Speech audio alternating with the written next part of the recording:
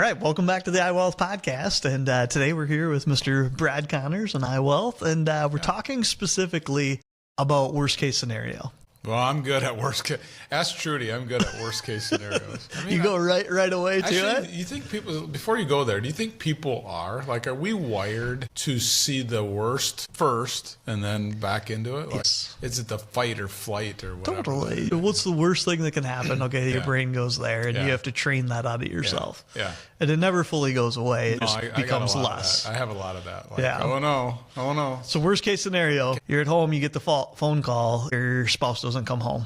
Okay. What can you do from a financial advising standpoint to help with that particular piece of the puzzle? But the number one thing that popped in my head is don't make any decisions. It's such a big decision when it comes to losing. It's a big event when you lose a spouse that you shouldn't just 3 months later sell your house. That's a big decision. You shouldn't just cash out all your money and, travel the world. That's a big decision. Whatever. Or go move to a different place.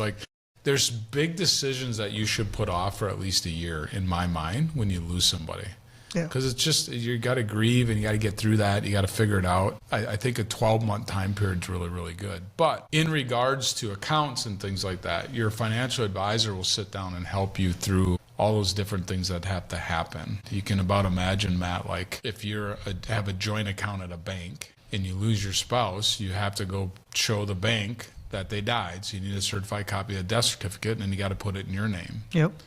So you got all these different accounts, Ks, IRAs, all those different things need to change. Something's got to change. And if it's your IRA and you didn't die, your beneficiary is probably your spouse, and they did. So then you got to change those things too, If somebody was to call in with worst case scenario, do you have kind of a process that you walk them through, or are you just kind of doing that off the hip of okay, you should probably change your beneficiary? Yeah, that's a really good question. Yes, there's a process. Of course there's a process. I've also had it happen, not in a spouse situation, but I've had numerous phone calls where kids call and want to know how much money they're going to get after mom dies, because dad's already been dead, mom dies, and they want to know. And my answer to them is go to the funeral and then call me next week. Don't, it's so bad. I mean, I've seen the worst of the worst when people are just so money hungry that they're not even buried yet. But back to the spouse, there's a process. So we'll sit down and we'll inventory everything we probably already know anyway. But we're going to inventory where the accounts are, who the beneficiaries are, and then make some changes. Again, back to waiting 12 months, I wouldn't make any big changes with your estate plan or your will or those type of things right away either. Just get through that grieving 12-month process before you make some big adjustments to those things. Very cool. Yeah. And I like that you care about the person first and then care about the finances. People first. Yeah, it has to be that way. It really does. And you have to be careful. If there's advisors out there that are asking you to take, George dies and now you're in for your first meeting and George has an IRA or a 401k and they're saying, hey, let's move this account over here. There could be some future income and all this kind of stuff. The people are grieving and you don't have to make that adjustment that day. Yeah. Just put some time in there so that you can heal a little bit and then make a really good decision about George's 401k. Then just all of a sudden you're going to move it. Just put it in your name. Leave it where it's at. Put it in your name. Add your kids as the beneficiaries or whoever you're going to do. And then work on a plan that makes the most sense for you long term. But there's advisors out there who want to. It's I used to say this statement. I think it's in the Fish Don't Clap book.